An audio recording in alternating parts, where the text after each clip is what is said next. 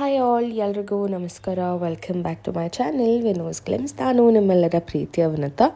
ಇವತ್ತಿನ ಹೊಸ ವ್ಲಾಗ್ಗೆ ನಿಮ್ಮೆಲ್ಲರಿಗೂ ವೆಲ್ಕಮ್ ಮಾಡ್ತಾ ಇದ್ದೀನಿ. ಸೊ ಈ ಒಂದು ವ್ಲಾಗ್ ಬಂದು ಹಿಂದಿನ ವ್ಲಾಗ್ದು ಕಂಟಿನ್ಯೂಷನ್ ಆಗಿರುತ್ತೆ. ಸೊ ಹಿಂದಿನ ವ್ಲಾಗಲ್ಲಿ ಈ ವರ್ಷದ ಸಂಕ್ರಾಂತಿ ಹಬ್ಬಕ್ಕೆ ಯಾವ ರೀತಿ ನಾನು ರೆಡಿ ಆಗಿದ್ದೆ ಅಂತ ಹೇಳಿ ತೋರಿಸಿದ್ದೀನಿ.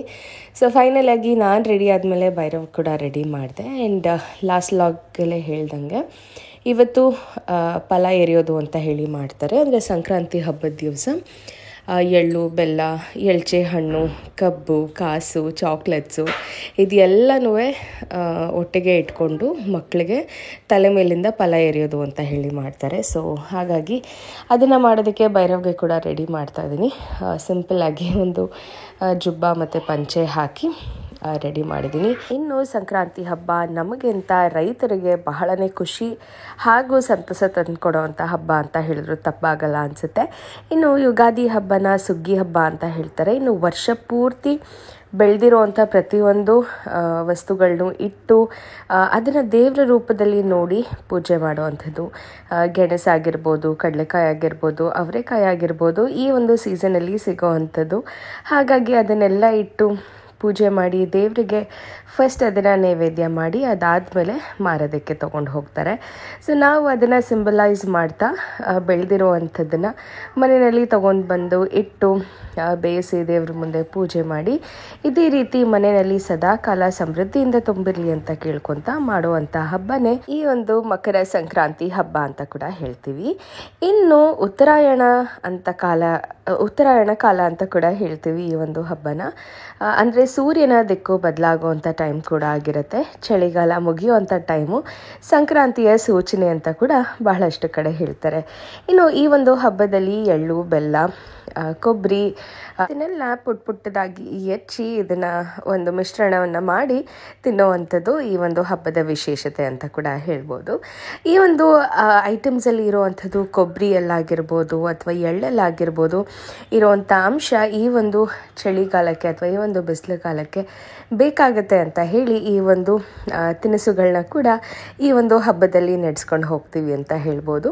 ಇನ್ನು ಮನೆಯ ಸುತ್ತಮುತ್ತ ಇರೋರಿಗೆ, ಫ್ರೆಂಡ್ಸ್ಗಳಿಗೆ, ರಿಲೇಟಿವ್ಸ್ಗೆ ಈ ಒಂದು ಎಳ್ಳು ಬೀರೋ ಅಂಥದ್ದು ಹೇಳಿ ಮಾಡ್ತಾರೆ. ಪುಟ್ಟ ಮಕ್ಕಳು, ಎಸ್ಪೆಷಲಿ ಹೆಣ್ಮಕ್ಳಿಗೆ ಚೆನ್ನಾಗಿ ರೆಡಿ ಮಾಡಿ ಲಂಗ ಬ್ಲೌಸ್ ಹಾಕಿ ಚೌಲಿ ಎಲ್ಲ ಹಾಕಿ ರೆಡಿ ಮಾಡಿ ಹೆಣ್ಮಕ್ಳು ಪುಟ್ಟ ಹೆಣ್ಮಕ್ಳು ಕೈಯಲ್ಲಿ ಎಳ್ಳು ಬೀರೋದಕ್ಕೆ ಕಳಿಸ್ತಾರೆ. ಸಿಕ್ಕಾಬಟ್ಟೆ ಖುಷಿ ಅನಿಸುತ್ತೆ. ಇನ್ನು ನಾನು ಎಲ್ಲೂ ಹೋಗಲಿಲ್ಲ ಎಳ್ಳು ಬೀರೋದಕ್ಕೆ, ರೆಡಿಯಾಗಿದ್ದೆ. ನಾನು ಆಗಲೇ ಹೇಳ್ದಂಗೆ ಭೈರವ್ಗೆ ಫಲ ಎರೆಯೋ ಅಂಥದ್ದಿತ್ತು. ಸೊ ಹಾಗಾಗಿ ಅದನ್ನು ಒಂಚೂರು ರೆಡಿ ಮಾಡೋಣ ಅಂತ ಹೇಳಿ ಮಾಡ್ತಾಯಿದ್ದೀನಿ. ಹೊರಗಡೆ ಪುಟ್ಟದಾಗಿ ಒಂದು ರಂಗೋಲಿ ಬಿಟ್ಟು ಮಣೆ ಕೂಡ ಇಡಬೇಕಾಗತ್ತೆ. ಮಕ್ಕಳನ್ನೇ ಆಗಲಿ ಯಾವುದೇ ಒಂದು ರೀತಿ ಈ ರೀತಿ ಶಾಸ್ತ್ರ ಮಾಡ್ತಾಯಿದ್ದೀವಿ ಅಂದಾಗ ಯಾವತ್ತೂ ಕೆಳಗಡೆ ಕೂರಿಸೋದು ಒಳ್ಳೆಯದಲ್ಲ ಅಂತ ಹೇಳ್ತಾರೆ. ಅಂದರೆ ಡೈರೆಕ್ಟ್ ನಾವು ಏನೇ ಒಂದು ಆಶೀರ್ವಾದ ಮಾಡಿದ್ರೂ ಅದು ಭೂಮಿಗೆ ಸೇರಿಕೊಳ್ಳುತ್ತೆ ಅನ್ನೋ ಒಂದು ಕಾರಣಕ್ಕೆ ಮಣೆ ಮೇಲೆ ಅಥವಾ ಯಾವುದಾದ್ರೂ ಒಂದು ಬಟ್ಟೆನ ಹಾಸಿ ಅದ್ರ ಮೇಲೆ ಮಕ್ಕಳನ್ನಾಗಲಿ ಅಥವಾ ನಾವಾಗಲಿ ಕೂತ್ಕೊಳ್ಳೋ ಅಂಥದ್ದು ಪದ್ಧತಿ ಅಂತ ಹೇಳ್ಬೋದು. ಇನ್ನು ಅದ್ರ ಮೇಲೆ ಒಂದು ವೈಟ್ ಕಲರ್ ಟವೆಲ್ನ ಹಾಸಿ ರೆಡಿ ಮಾಡ್ತಾಯಿದ್ದೀನಿ. ಆ್ಯಂಡ್ ಪೊಂಗಲ್ನ ಮಾಡಬೇಕಿತ್ತು ಮಡಿಕೆನಲ್ಲಿ, ಬಟ್ ಆದರೆ ಇಲ್ಲಿ ಗೆಡ್ಡೆ ಗೆಣಸನ್ನೆಲ್ಲ ಬೇಯಿಸಿದಂಥದ್ದನ್ನ ತುಂಬಿ ಈ ರೀತಿ ಇಟ್ಟು ಚೆನ್ನಾಗಿ ಕಾಣಿಸುತ್ತೆ ಫೋಟೋಸ್ಗೆ ಅಂತ ನಾನು ಆಗಲೇ ಹೇಳ್ದಂಗೆ ಅದೇ ರೀತಿ ಪುಟ್ಟದಾಗಿ ಶಾರ್ಟ್ ವೀಡಿಯೋಸ್ ಮಾಡೋಣ ಅಂತ ಹೇಳಿ ಅಂದ್ಕೊಂಡೆ. ಸೊ ಹಾಗಾಗಿ ಒಂಚೂರು ರಂಗೋಲಿ ಎಲ್ಲ ಇಟ್ಟರೆ ಅಥವಾ ರಂಗೋಲಿ ಎಲ್ಲ ಬಿಡಿಸಿದ್ರೆ ತುಂಬ ಚೆನ್ನಾಗಿ ಕಾಣಿಸುತ್ತೆ ಫೋಟೋಸ್ಗಳಿಗೆ, ವೀಡಿಯೋಗಳಿಗೆ ಅಂಥೇಳಿ ಸುಮ್ಮನೆ ಹಾಗೆ ಒಂಚೂರು ಎನ್ಹ್ಯಾನ್ಸ್ ಮಾಡ್ತಾಯಿದ್ದೀನಿ ಅಷ್ಟೇ. ಸ್ವಲ್ಪ ಕಷ್ಟನೇ ಆಯಿತು, ಬಿಕಾಸ್ ಆ ಡಾಬ್ ಬೇರೆ ಹಾಕಿದೆ, ಹೊಟ್ಟೆಗೆ ಬೇರೆ ಒತ್ತುತ್ತಾಯಿತ್ತು ಅದು. ಆ್ಯಂಡ್ ಸಮ್ಹೌ ಮ್ಯಾನೇಜ್ ಮಾಡಿಕೊಂಡು ಬೇಗ ಬಿಟ್ಬೇಡ ಅಂತ ಹೇಳಿ ರಂಗೋಲಿ ಎಲ್ಲ ಮಾಡ್ತಾಯಿದ್ದೆ. ಒಂದು ರೀತಿ ಖುಷಿ ಅನಿಸುತ್ತೆ. ಹೆಣ್ಮಕ್ಳಿಗೆ ಬರೋ ಪ್ರತಿಯೊಂದು ಹಬ್ಬ ಮನೆ ಕ್ಲೀನ್ ಮಾಡಬೇಕು ಅನ್ನೋದಿರುತ್ತೆ. ಹಬ್ಬ ಮಾಡಬೇಕು, ಹಬ್ಬದ ಅಡುಗೆ, ಊಟ ಅರೇಂಜ್ ಮಾಡಬೇಕು. ಇದು ಎಲ್ಲದರ ಜೊತೆಗೆ ಚೆಂದಾಗಿ ರೆಡಿಯಾಗಿ ಒಂದು ಪಾಸಿಟಿವ್ ಎನರ್ಜಿ ಕ್ರಿಯೇಟ್ ಆಗುತ್ತೆ ಮನೆಯಲ್ಲಿ ನಾವು ಓಡಾಡೋದ್ರಿಂದ. ಆ್ಯಂಡ್ ಇನ್ಫ್ಯಾಕ್ಟ್ ಅದು ನಮ್ಮ ಮಕ್ಕಳು ಕೂಡ ಕಲಿತಾರೆ ಅಂತ ಹೇಳ್ಬೋದು.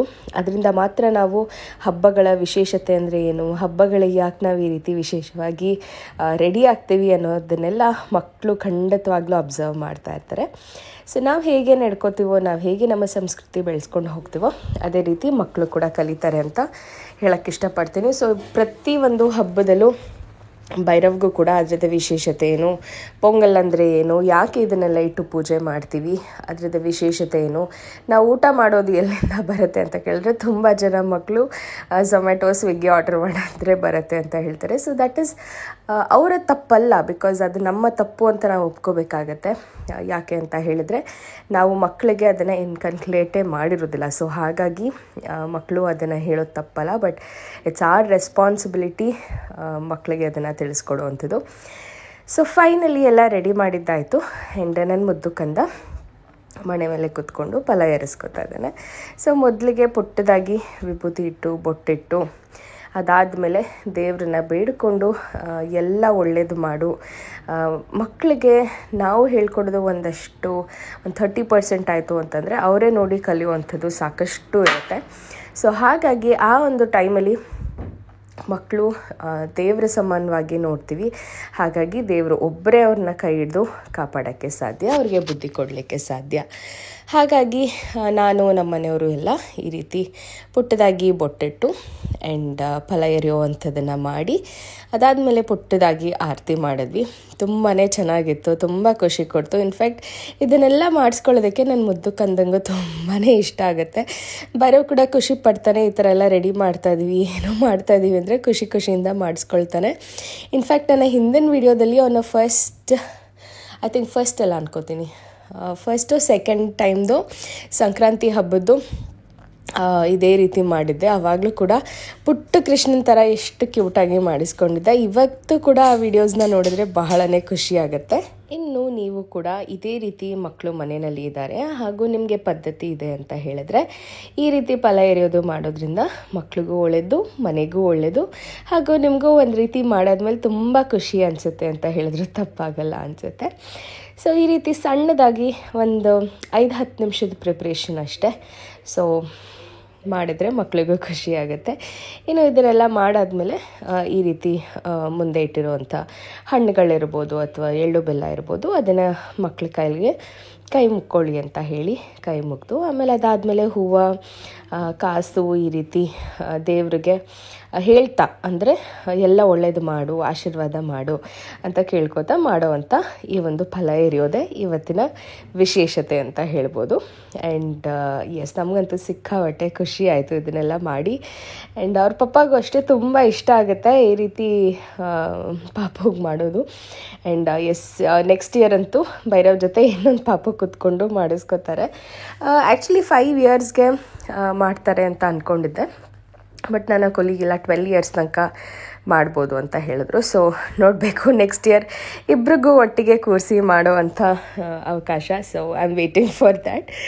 ನೋಡೋಣ ಎಷ್ಟು ಚೆನ್ನಾಗಿ ಆಗುತ್ತೆ ಅಂತ. ಸೊ ಇವತ್ತಿನ ಹಬ್ಬ ಅಂತೂ ಇದರಿಂದ ತುಂಬ ಖುಷಿಯಿಂದ ಎಂಡಾಯಿತು ಅಂತಲೇ ಹೇಳ್ಬೋದು. ಆ್ಯಂಡ್ ಅದಾದಮೇಲೆ ನಮ್ಮ ಮನೆಯವ್ರಿಗೆ ಹೇಳಿ ಒಂದು ಸ್ವಲ್ಪ ವೀಡಿಯೋಸ್ ಮಾಡಲಿಕ್ಕೆ, ರೀಲ್ಸ್ ಮಾಡಲಿಕ್ಕೆ ಹೆಲ್ಪ್ ಮಾಡಿದ್ರು. ಸೊ ಇವಾಗ ಆಲ್ರೆಡಿ ನೀವು ನೋಡಿದಿರ ಅನಿಸುತ್ತೆ, 2-3 ಶಾರ್ಟ್ಸ್ನ ನಾನು ಅಪ್ಲೋಡ್ ಮಾಡಿದ್ದೀನಿ, ರೀಲ್ಸ್ನ.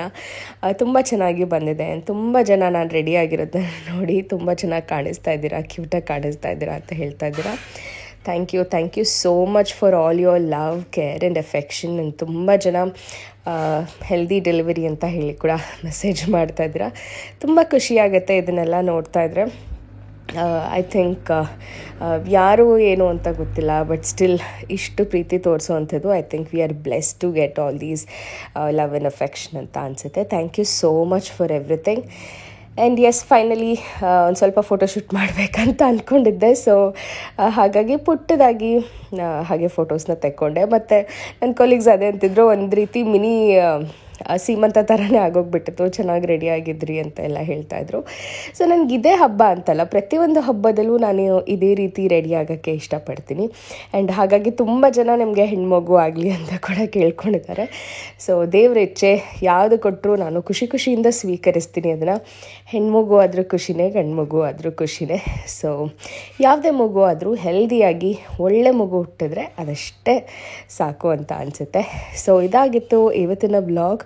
ನಿಮ್ಮ ಎಲ್ಲರ ವಿಶಸ್ಸೊಂದಿಗೆ ಈ ಒಂದು ಹಬ್ಬ ತುಂಬಾ ಚೆನ್ನಾಗಿ ಆಯಿತು. ಆ್ಯಂಡ್ ಈ ಒಂದು ಫೋಟೋಶೂಟ್ ಕೂಡ ತುಂಬ ಚೆನ್ನಾಗೇ ಬಂತು ಅಂತ ಹೇಳ್ಬೋದು. ಈವನ್ ಫೋನಲ್ಲಿ ತೆಗೆದಿದ್ರು ಕೂಡ ಅದ್ರದ್ದು ಲೈವ್ಲಿನೆಸ್ ಅಥವಾ ಆ ಕ್ಯಾಪ್ಚರ್ ಮಾಡಿರೋ ಮೂಮೆಂಟ್ಸ್ ಅಂತೂ ನನಗೆ ಬಹಳನೇ ಖುಷಿ ತಂದುಕೊಡ್ತು. ಸೊ ಐ ಹೋಪ್ ನಿಮಗೂ ಕೂಡ ಈ ಒಂದು ವಿಡಿಯೋ ಆ್ಯಂಡ್ ಈ ಎಲ್ಲ ಫೋಟೋಸ್ ಇಷ್ಟ ಆಗಿದೆ ಅಂತ ಅಂದ್ಕೊಳ್ತೀನಿ. ಇಷ್ಟ ಆಗಿದ್ರೆ I think you know what to do. Yes, please do like, share and subscribe to my channel ಅಂತ ಹೇಳ್ತಾ ಇವತ್ತಿನ ವಿಡಿಯೋನ ನಾನು ಇಲ್ಲೇ ಮುಗಿಸ್ತೀನಿ. ಮತ್ತೆ ಸಿಗ್ತೀನಿ ಮುಂದಿನ ವಿಡಿಯೋದಲ್ಲಿ. ಅಲ್ಲಿವರೆಗೂ ನಮಸ್ಕಾರ, take care, love you all.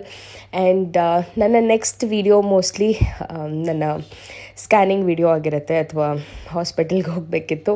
ತುಂಬ ದಿವಸ ಆಗಿಬಿಟ್ಟಿದೆ, ಹೋಗೇ ಇಲ್ಲ. ಸೊ ಹಾಗಾಗಿ ಹಾಸ್ಪಿಟಲ್ಗೆ ಹೋಗುವಂಥ ವಿಡಿಯೋ ಇರುತ್ತೆ. ಆ್ಯಂಡ್ ಐ ಥಿಂಕ್ ಮತ್ತೆ ಸ್ಕ್ಯಾನ್ ಇರುತ್ತಾ ಅಥವಾ ಏನಂತ ಗೊತ್ತಿಲ್ಲ. ಸೊ ನನ್ನ ನೆಕ್ಸ್ಟ್ ವಿಡಿಯೋನಲ್ಲಿ ಅಪ್ಡೇಟ್ ಮಾಡ್ತೀನಿ ನಾನು ನಿಮಗೆ. ಆ್ಯಂಡ್ ನನ್ನ ಹಾಸ್ಪಿಟಲ್ ಬ್ಯಾಗ್ ಕೂಡ ಪ್ಯಾಕ್ ಮಾಡಬೇಕು, ಅದಕ್ಕೆ ಕೂಡ ಸ್ವಲ್ಪ ಶಾಪಿಂಗ್ ಮಾಡೋದಿದೆ. ಸೊ ಅದೆಲ್ಲನೂ ನಾನು ನಿಮಗೆ ನನ್ನ ನೆಕ್ಸ್ಟ್ ವಿಡಿಯೋದಲ್ಲಿ ತಿಳಿಸ್ಕೊಡ್ತೀನಿ. ಐ ಹೋಪ್ ಇವತ್ತಿನ ವಿಡಿಯೋ ನಿಮ್ಮೆಲ್ಲರಿಗೂ ಇಷ್ಟ ಆಗಿದೆ. ಮತ್ತೆ ಸಿಗ್ತೀನಿ ಮುಂದಿನ ವಿಡಿಯೋದಲ್ಲಿ. ಮತ್ತೊಮ್ಮೆ ನಿಮ್ಮೆಲ್ಲರಿಗೂ ಮಕರ ಸಂಕ್ರಾಂತಿ ಹಬ್ಬದ ಹಾರ್ದಿಕ ಶುಭಾಶಯಗಳು ಹೇಳ್ತಾ ಇವತ್ತಿನ ವಿಡಿಯೋನ ಇಲ್ಲೇ ಮುಗಿಸ್ತಾ ಇದ್ದೀನಿ. ನಮಸ್ಕಾರ.